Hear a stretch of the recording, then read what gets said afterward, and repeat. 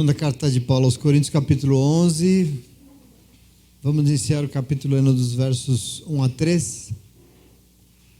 Segunda de Coríntios, capítulo 11. Carta do apóstolo Paulo, verso 1 até o 3. Nós vamos ler todo o capítulo 11.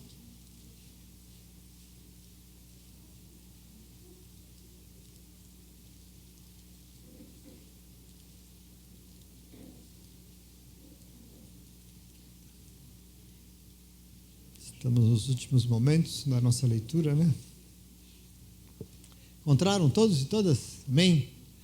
Verso 1 diz assim: espero que vocês suportem um pouco da minha insensatez, da minha loucura. Sim, por favor, sejam pacientes comigo. O zelo que tenho por vocês é um zelo que vem de Deus. Eu os prometi a um único marido, Cristo, querendo apresentá-los a Ele como uma virgem pura. O que receio e quero evitar é que, assim como a serpente enganou a Eva com astúcia, a mente de vocês seja corrompida e se desvie da sua sincera e pura devoção a Cristo. Só isso para nós começarmos. Senta no teu lugar, graças a Deus.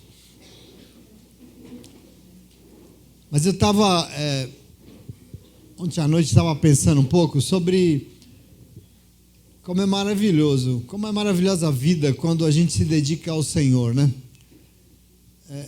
A gente fica pensando naquilo que éramos e do que é. E acho que sem nenhuma dúvida, dentre as inúmeras bênçãos que a gente recebe, uma maravilhosa, que eu, assim, para mim, eu não sei, acho que foi o que mais me edificou, assim, é a possibilidade de estudar a palavra de Deus. Isso é um negócio que não tem tamanho, assim. Eu penso que a gente, diante do Senhor, tem muitas oportunidades de fazer tanta coisa para Deus e tudo é muito bom, mas a palavra de Deus, nos dedicar a ela é algo que transforma a vida, sabe? Que transforma nós como nós somos, assim. Então, eu fico pensando, impressionante como essa palavra é rica, e porque ela é rica, ela nos enriquece, né? Ela nos faz também nos enriquecer. Ela é fonte de salvação, ela é fonte de fé. E dentre os tantos que nós recebemos, esse maravilhoso presente que o Senhor nos deu, essa palavra, ela é tão importante e fazer o que hoje nós estamos fazendo, que está um tanto quanto fora de moda, até dentro da igreja, que é ler a palavra de Deus. Isso não tem sido uma prática, né? Houve um tempo que isso fazia parte de uma rotina da vida das pessoas, isso deixou tantas outras coisas, a gente tem que gastar tanto tempo com o celular, não dá tempo de ler a palavra, enfim. Então, receber a revelação através da leitura, estudar, entender os mistérios de Deus lendo a sua palavra. Por isso, também essas leituras que nós fazemos aqui de quarta-feira são tão significativas. Eu não sei se você enxerga, porque nós vamos entendendo os detalhes dos contextos que inspiraram os textos, que a gente já lia, já lê e conhece, mas não entende o momento, né? E nós vamos, então, nos apropriando daquilo que o Espírito Santo de Deus quer nos encher, quer nos revelar. Isso é maravilhoso. Então, vamos retomar hoje, depois de algumas semanas. E só para a gente relembrar um pouco, o apóstolo Paulo está no momento aqui da sua segunda carta, a terceira que a gente sabe, e ele está num momento muito eloquente, ele está num momento que ele está meio bocudo, assim, ele está falando coisas, porque ele está enfrentando acusações muito sérias, não é à toa, coisas que falaram contra ele que é muito difícil tolerar, para ele não dava. Então a sua idoneidade, a sua capacidade na obra de Deus, por exemplo, foi questionada. Paulo ficou sabendo de acusações muito sérias contra o seu ministério. Nem tanto contra ele, mas como ele, como um homem de Deus. Fizeram comparações lá em Corinto, que traziam dúvidas quanto à autenticidade, quanto à seriedade do ministério apostólico de Paulo. E isso para ele é um negócio que ele não pode tolerar. Isso para ele é muito sério. E é por isso que ele é tão duro nesse momento final da sua carta. Nós já vimos semanas atrás, várias falas dele não fáceis, enfrentando esse povo que costuma falar demais. E no capítulo 11, que nós chegamos hoje, ele vai bater meio de frente com as comparações que fizeram entre o ministério dele com outros apóstolos, né? Eu quero que você fique atento. E aqui ele chama de falsos apóstolos e até de superapóstolos. Eu não sei, mas a impressão que eu tenho é que ele está aqui de gaiato, dando uma provocada mesmo. É por isso que eles chamam de superapóstolos e falsos. Enfim, eu acho que ele está meio dando uma cutucada. Ele enfrenta, ele olha de frente a frente para essa questão dos tais super, que ele diz que no fundo são falsos, e com isso eu fico, como sempre, de costume, profundamente impressionado de cara, como a palavra de Deus ela é atual, né? Por quê? Porque nós vivemos tempos cheios desse negócio de apóstolos. Para quem não acredita que a palavra de Deus é atual, né? Aliás, alguns, inclusive, que se acham super. Isso não falta. E eu vou comentar, e aliás, reafirmar, algo que eu já disse para vocês há uns tempos atrás, porque, presta atenção aqui, não existe mais ministério apostólico no nosso tempo. Isso é heresia. A função de apóstolo não está na lista dos ministérios da primeira igreja. Por que parou lá? Lá você vai encontrar presbíteros, lá você vai encontrar evangelistas, diáconos, enfim. Mas apóstolo não tem na lista da primeira igreja, nas funções. Por quê? Porque apóstolo é alguém chamado e enviado pelo próprio Jesus. Apóstolo não é qualquer coisa. Jesus tem que ter chamado e enviado. Jesus chamou 12 homens, que depois viraram só 11, e nós conhecemos, por exemplo, o texto de Atos Apóstolos, capítulo 9, no momento em que Paulo é chamado, e aquilo é muito forte, porque ele não foi chamado por ninguém, o próprio Senhor Jesus, não foi igreja, o Senhor Jesus apareceu para Paulo, cegou ele e o comissionou, mas depois disso não consta em nenhum lugar que Jesus comissionou apóstolo nenhum, nem em outro canto da Bíblia.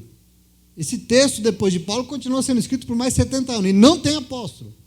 Não houveram outros chamados, além dele ou depois dele. Depois dos 12, os 11 e ele. Por isso, disse que o ministério apostólico encerrou com Paulo. Agora, hoje em dia, todo mundo que não está muito feliz com a sua atuação dentro da igreja, se auto-intitula apóstolo. Virou um negócio. E não é à toa. Mas é tudo uma coisa que foi inventado por um sujeito que morreu agora há uns anos atrás, chamado Peter Wagner, nesse país chamado Estados Unidos, que vem cada coisa de lá para cá.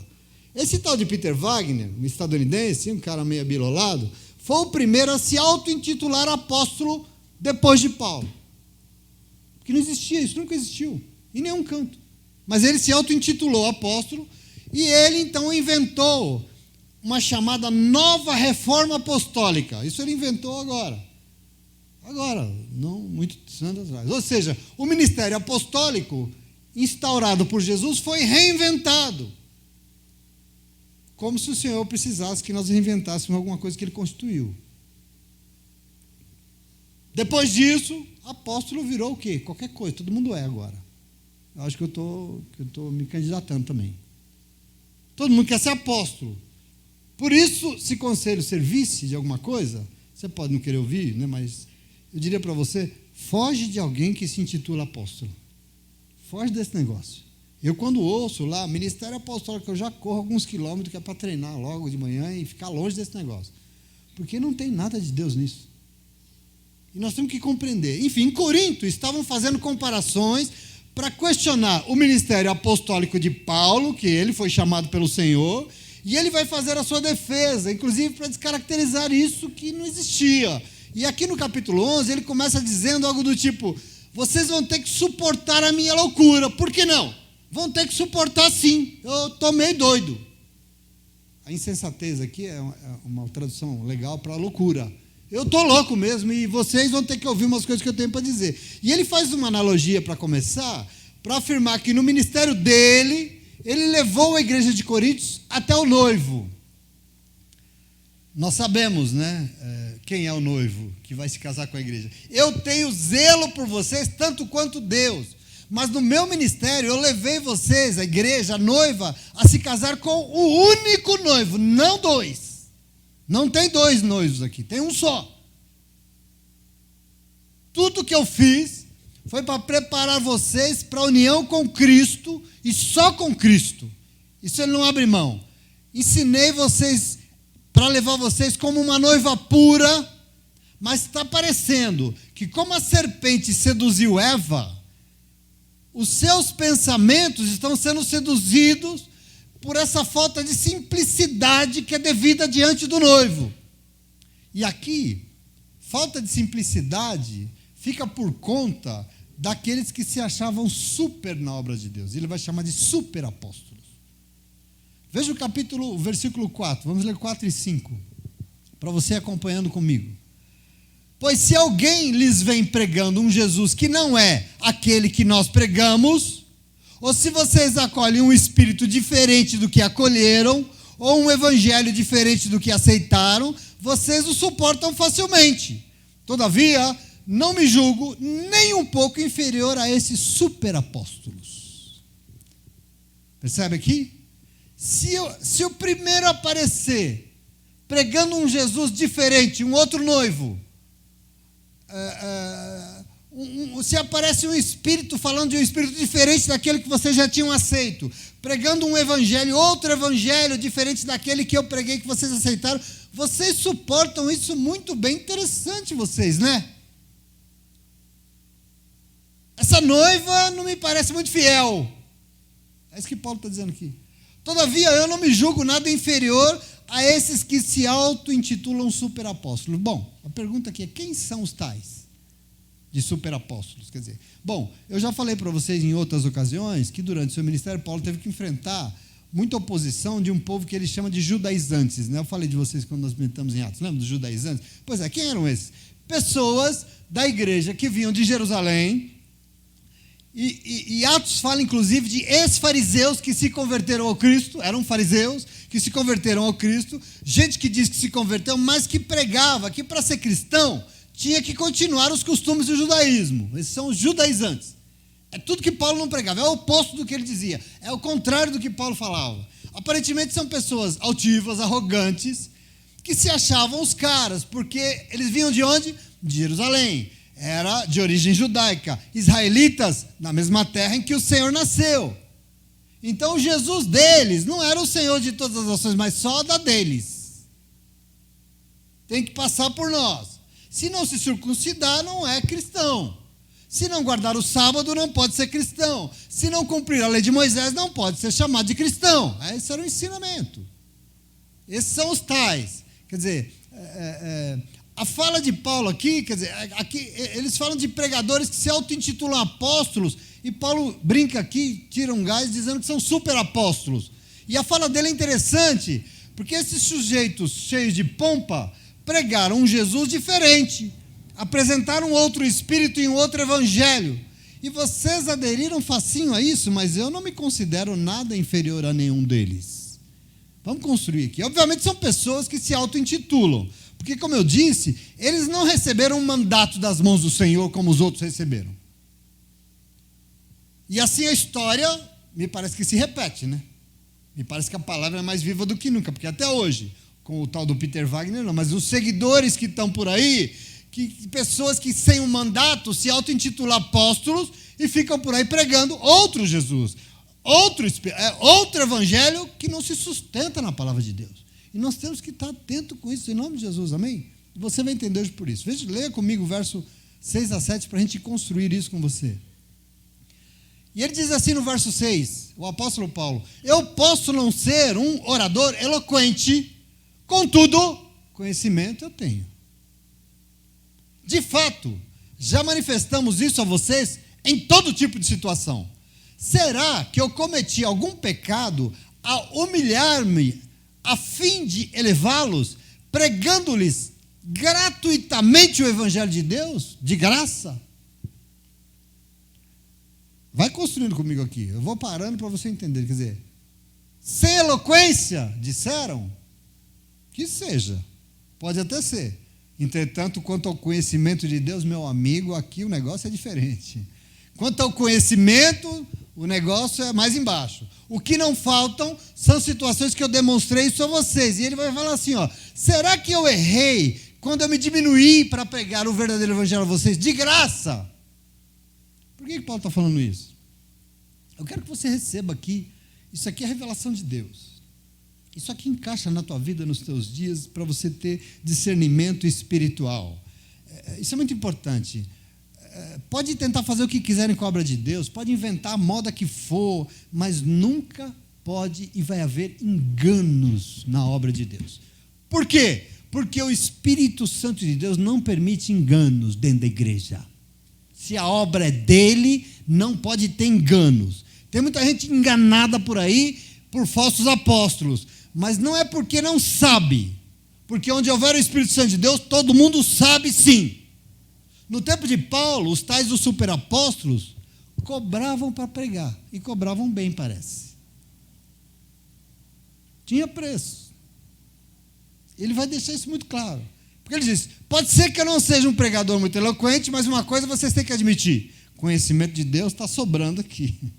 E mais, será que eu errado fui em não cobrar nada de vocês para pregar o evangelho? Fiz isso de graça? Eu errei então?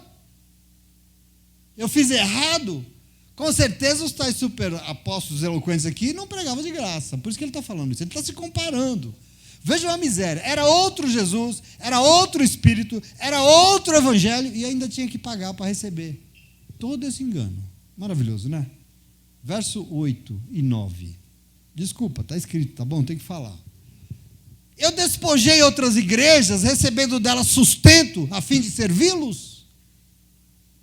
Quando estive entre vocês e passei por alguma necessidade, eu não fui peso para ninguém, pois os irmãos, quando vieram da Macedônia, supriram aquilo que eu necessitava. Eu fiz tudo para não ser pesado a vocês e continuarei agindo assim. Percebe aqui? Ele está se comparando com aqueles que eram pesados porque pegavam e exigiam dinheiro da igreja. Tirei dinheiro de alguém para o meu sustento?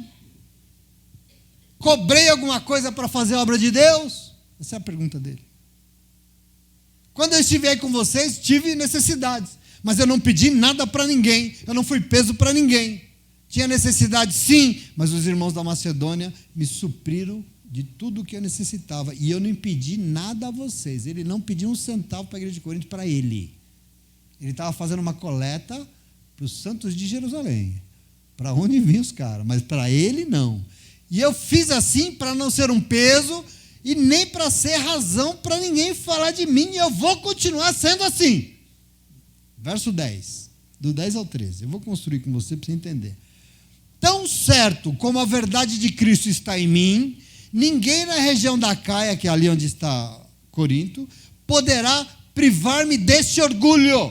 Por quê? Porque não os amo? Não, Deus sabe que os amo, e continuarei fazendo o que eu faço, a fim de não dar oportunidade àqueles que desejam encontrar ocasião de serem considerados iguais a nós nas coisas de que se orgulham, pois tais homens são falsos apóstolos, obreiros enganosos, fingindo-se apóstolos de Cristo.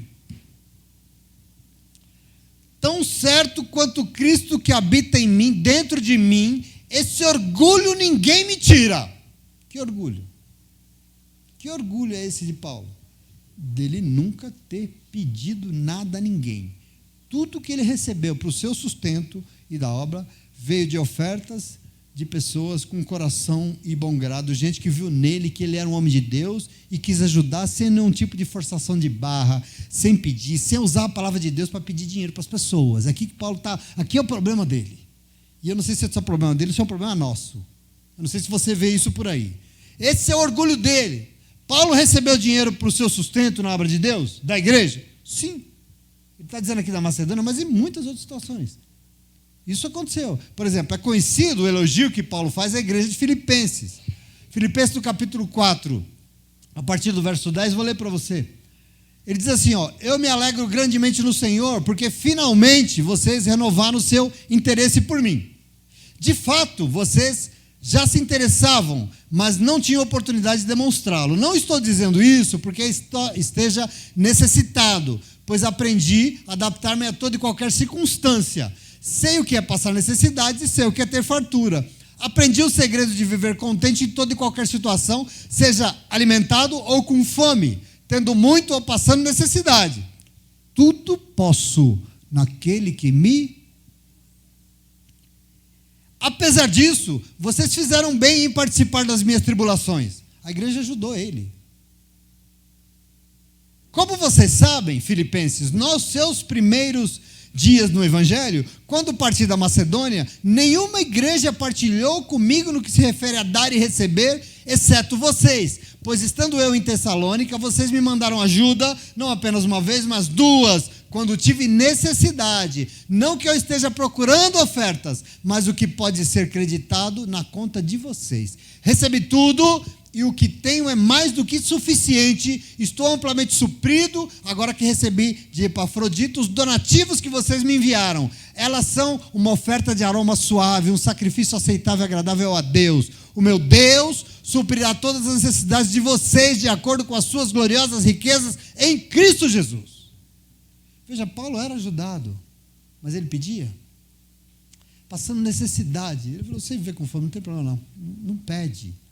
E aqui tem a questão, os que se auto-intitulavam super, que para Paulo, vocês vão ver, eles vão chamar, que na verdade eles são falsos, cobravam para pregar, para fazer a obra. Pediam dinheiro da igreja. E talvez por isso, talvez a igreja de Corinto tenha pensado que Paulo também é interessado na oferta para Jerusalém. Por que ele está querendo vir aqui buscar? Eu acho que ele está querendo ser igual. Quer dizer, é tudo igual. Ele também está de olho no dinheiro. Quer dizer, provavelmente eles estavam pensando isso. E Paulo vai dizer que existe uma diferença muito grande. Então, ele necessitava e era ajudado no seu sustento. Mas uma coisa, Paulo... E eu queria dizer para você, Paulo me ensinou isso. E esse ensino eu vou levar para o meu caixão. Porque é isso que diferencia um homem e uma mulher na presença de Deus. Ele nunca pediu nada para ninguém.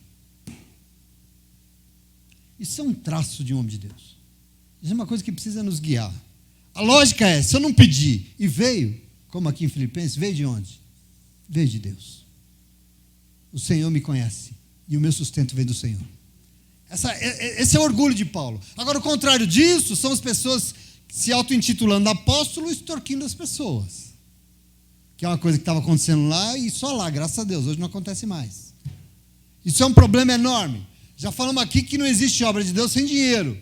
Mas a questão é que o dinheiro precisa ser sustento para quem faz a obra, não tem problema para a obra, mas não é para acumular fortuna, como a gente tem visto aí no que se chama apóstolo, aqui na terra. Enquanto as pessoas passam fome, por exemplo, o pastor andando de jatinho.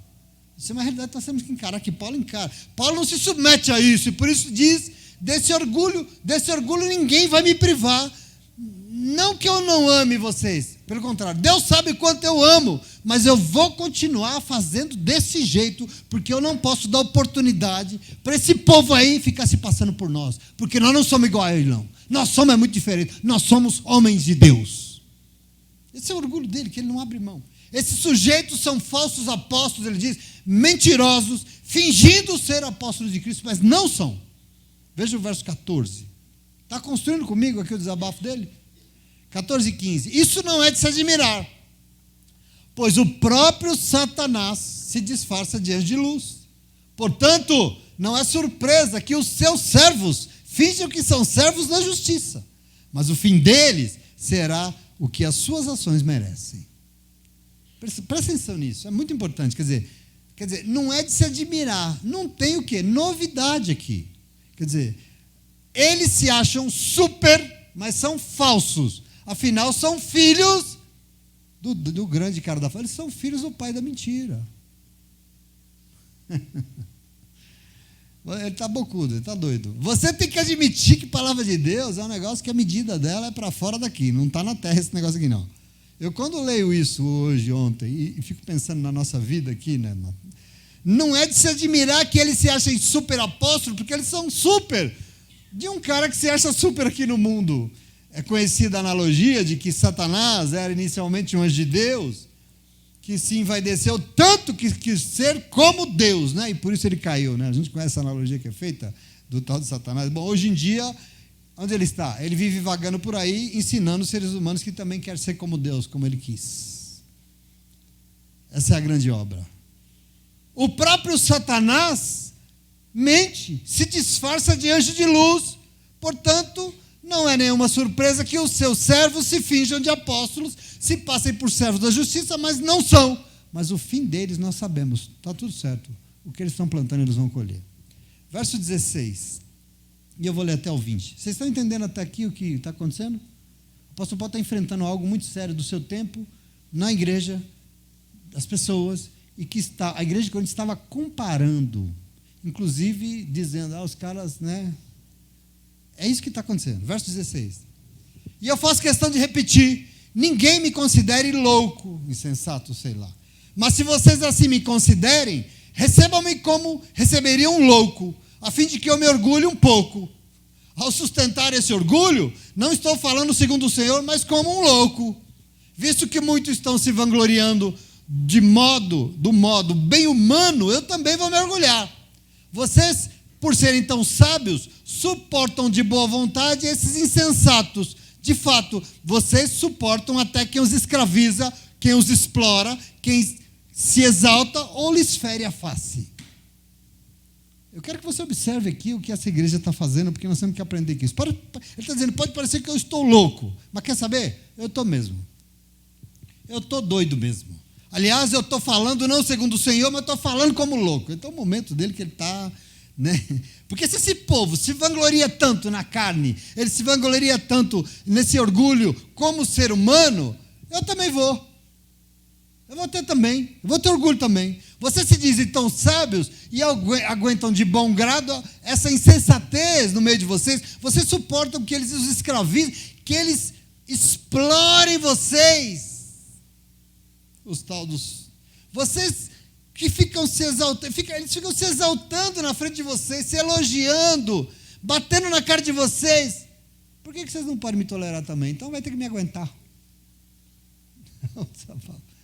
Palavras ousadas de alguém que está um pouco sem paciência aqui, essa é a verdade. Talvez não tanto com os falsos apóstolos, mas com a atitude da igreja. O povo que já recebeu a palavra de Deus, o povo que conhece o Senhor Jesus, já ouviu o Evangelho, se deixa levar por falsos pregadores, falsas promessas. E lógico, movido por interesses outros, que não o reino de Deus. Mas já que eles podem fazer, eu também vou.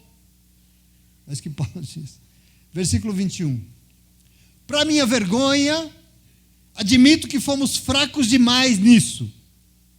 Naquilo que em todos os outros se atrevem a gloriar-se. E eu falo como louco. Eu também me atrevo agora. São eles hebreus? Eu também. Muito mais. São israelitas? Eu também. Muito mais. São descendentes de Abraão? Eu também. São eles servos de Cristo? Estou fora de mim. Eu estou falando louco. Eu vou falar loucuras. Eu ainda muito mais. Porque eu trabalhei muito mais. Eu fui encarcerado mais vezes. Eu fui açoitado mais severamente, exposto à morte repetidas vezes. 5 vezes recebi dos judeus 39 açoites. 3 vezes fui golpeado com varas, 1 vez apedrejado, 3 vezes sofri naufrágio, passei uma noite e um dia exposto à fúria do mar, estive continuamente viajando de uma parte a outra, enfrentei perigos nos rios, assaltantes, perigos dos meus compatriotas, dos gentios, na cidade, no deserto, perigos no mar, perigos dos falsos irmãos, trabalhei arduamente, muitas vezes fiquei sem dormir, passei fome, sede, muitas vezes fiquei sem jejum, suportei frio, nudei, enfim. Nós estamos comparando aqui o que é o ministério de um homem de Deus com o ministério de alguém que não tem nada de Deus. Eles podem, o louco aqui, muito mais do que eles, diz Paulo. Eu acho que eu fui muito fraco com vocês, porque eles fazem tudo errado diante de vocês e vocês gostam. E nós que tentamos fazer tudo certo, vocês criticam. Qual que é o problema disso aqui tudo? É dos falsos pregadores? É dos irmãos que já conhecem o Senhor, que já tem uma palavra decente, que já receberam o Espírito de Deus e fica aí comendo porcaria de gente que só quer explorar.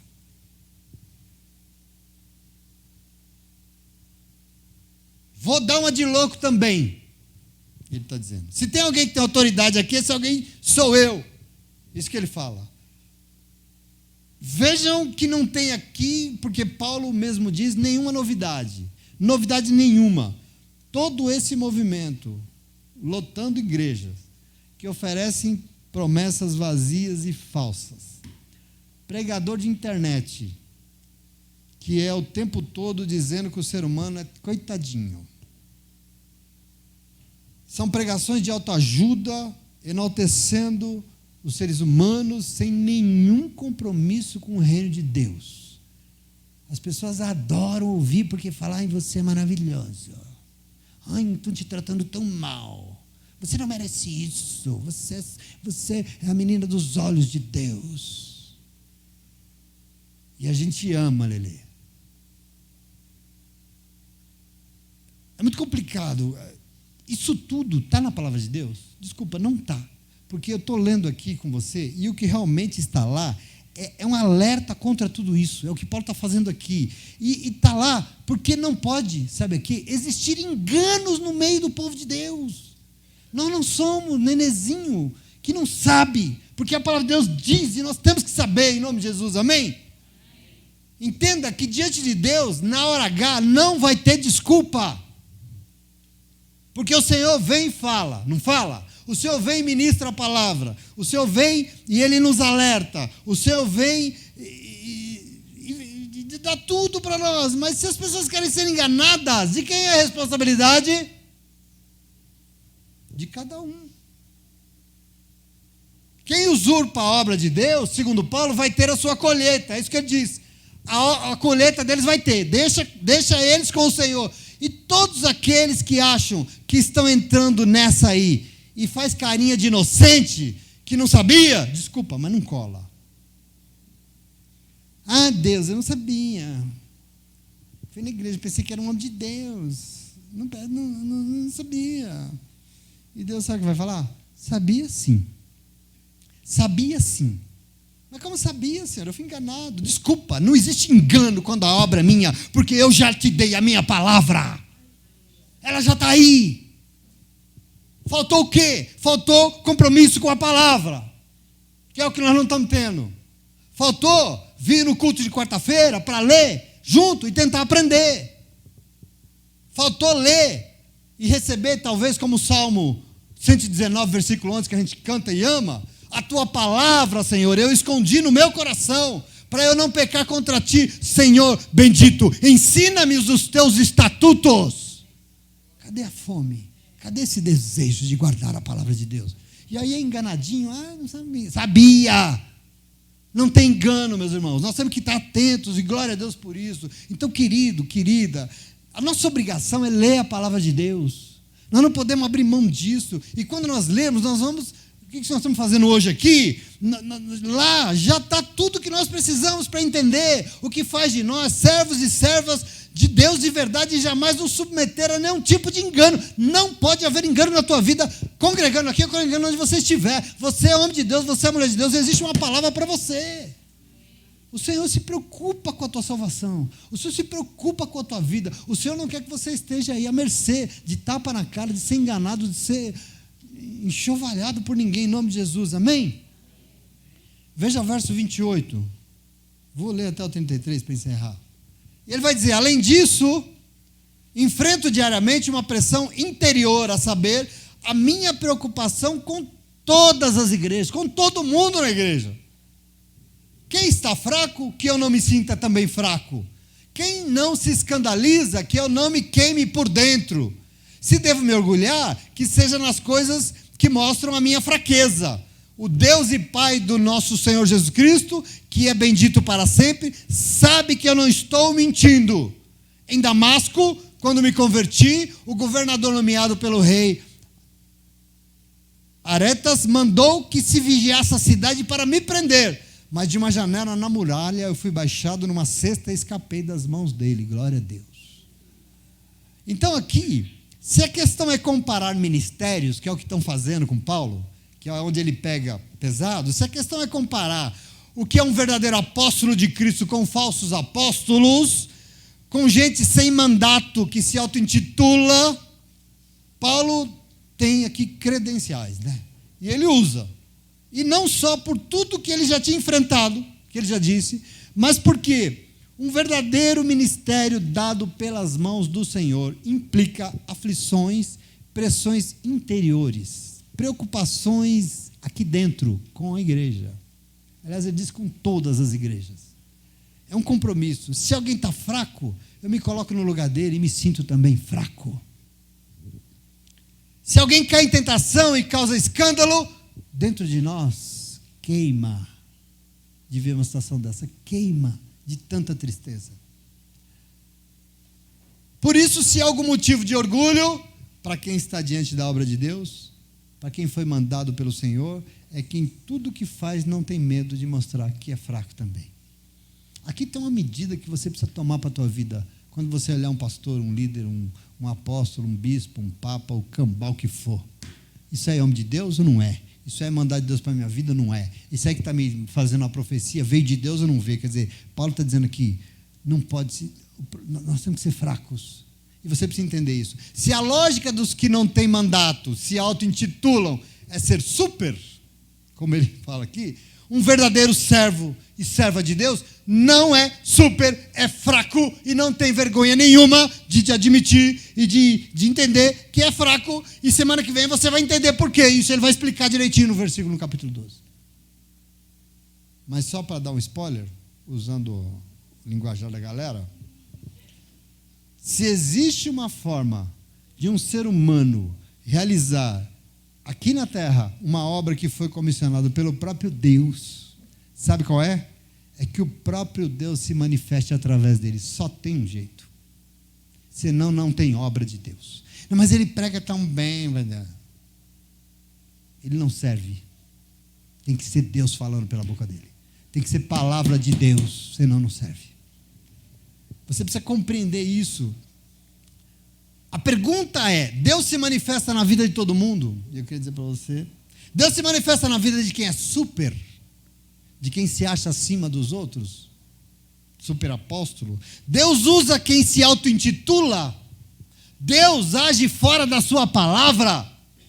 Não, meu irmão, a gente se empenha tanto com a palavra de Deus aqui, meu irmão, porque é o único lugar que Deus vai se agir na tua vida. Se você receber alguma coisa de alguém, quem quer que for, que não esteja na palavra de Deus, repreenda, porque isso não é de Deus para a tua vida.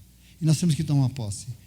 Para que a obra de Deus seja feita em nós e através de nós, é necessário ser humano, se reconhecer humilde, simples, porque na obra de Deus grande só tem um único, que é Ele. E esse não divide a glória dele com ninguém aqui na terra, nem com pastor, nem com apóstolo, nem com bispo, nem com cambal, com ninguém. E só Ele em nome de Jesus, amém? Por isso o povo de Deus de verdade não está sujeito aos enganos desse mundo. Povo de Deus de verdade não cai em conversinha mole de quem se disfarça. E se disfarça porque quer usar de enganos e diz que é algo que não é. Povo de Deus se reúne. Povo de Deus lê a palavra de Deus. Você está fazendo isso. E povo de Deus aprende do Senhor lendo a palavra de Deus. Amém? Você aprendeu hoje aqui alguma coisa de Deus? Aprendeu? Graças a Deus por isso. Então aplauda Ele porque Ele veio para te ensinar. Glória a Deus.